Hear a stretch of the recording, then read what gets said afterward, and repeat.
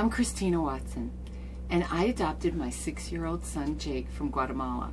While I was down there finalizing the adoption in December of 2007, just before adoptions closed for good there, I met my daughter Mariela.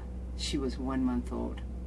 We were processed much the same way as my first adoption, and in April 2009, we received the coveted PGN approval, now ready for the final steps to bringing her home. I was so elated, so in love with being a mom, so blessed by adoption. I even wrote a short poem one night in the throes of gratitude. Let me share it with you. I never knew. I never knew what adoption could do for me. I never knew that saving an orphan wasn't the point. I never knew how my life would change.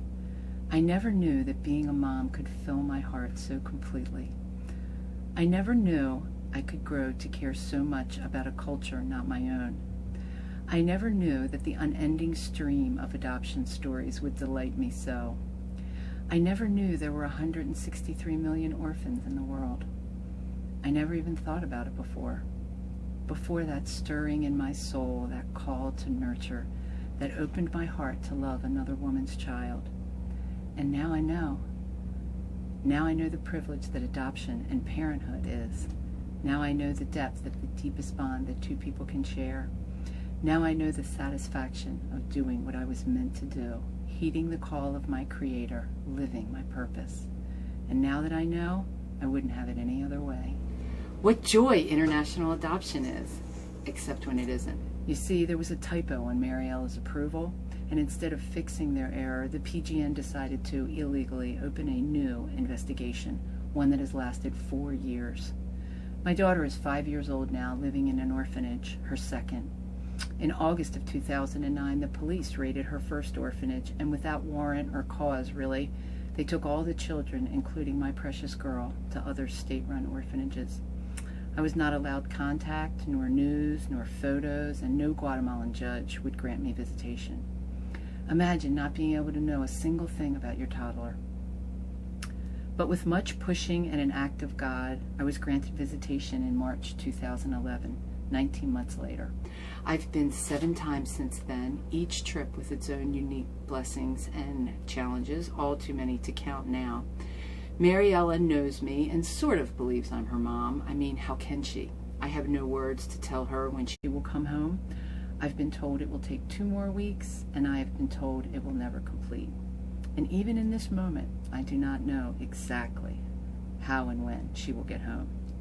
The last thing I ever wanted was for her to be waiting too, and yet now, that's how it is.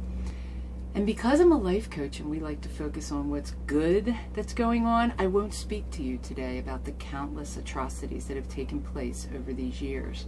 I do not stand here today to tell you of the 4 separate birth mother interviews where this poor woman endured ridicule, threats, and every sort of human rights violation, including no representation. I don't talk to you about the paranoia and the fear that permeates the bureaucratic halls of this third world country, pushing it into inertia. I say nothing to you today about what happens when private interest groups decide which children are suitable to be adopted and which are not. I would not even go there. I don't speak to you today about the cost to the families that are waiting and the lack of due process or transparency afforded to them. Instead, I speak to you here today about a little girl, a girl that I have flown across the miles for, with the sweetest smile and the voice of an angel. I'm sure that you all have lovely children, but mine, she is special. She can climb the monkey bars like nobody's business, and she already knows how to lead her pre-K class in prayer, like this. Jesus, Jesus. It's adorable. I'd do anything for her. In fact, I have marched on Washington twice. I've been to congressional briefings. I helped get a congressional letter with 76 signatures sent to the President of Guatemala. And you know that's a lot, right? 76. I even attended the congressional screening of this movie, Stuck, in July. And I've met with all the Guatemalans I could. I've met with the Minister of Foreign Affairs and the Minister of Bilateral Relations, the Ambassador, the Solicitor General. I've written to the Attorney General, and I've called, and I've emailed, and I've appeared in court. And I even let the Special Investigators Against Corruption in Guatemala, a group called CSIG that everybody is afraid of, interrogate me for 5 hours. Afterwards, they said they just needed 2 more weeks to complete my file. That was a year ago, so we know their promises are clearly no good. But I don't care about any of that. I would do it all again in a heartbeat. I came here to speak to you about my little girl who unfairly carries the sins of a broken system on her back. A little girl who doesn't deserve to pay with her childhood for forgoing to get to grow up in the lap of the love of a family, because nobody cares except for me and now you. Because you see, what I wanted to be the person who cares for somebody that nobody cares about. You know the saying, do all the good you can by all the means you can for as long as you ever can. No one has ever visited Mariela in that orphanage except for me. I'm her advocate. See, I can't save the world. I know I can't. I can't give all the orphans a home. But I can these two, Jake and Mariela. I can do that. And I think it's an amazing privilege to spend my life doing that. What a gift. And there are others like me who can help in this way. But I couldn't have found my precious babies without a system. They needed to be kept safe during the processing, and that's why we need a system that works. But when it doesn't work, that's when things get stuck. And that only happens when we put other things in front of the best interest of the children. How can Mariela growing up in a Guatemalan orphanage be better than in a family that loves her?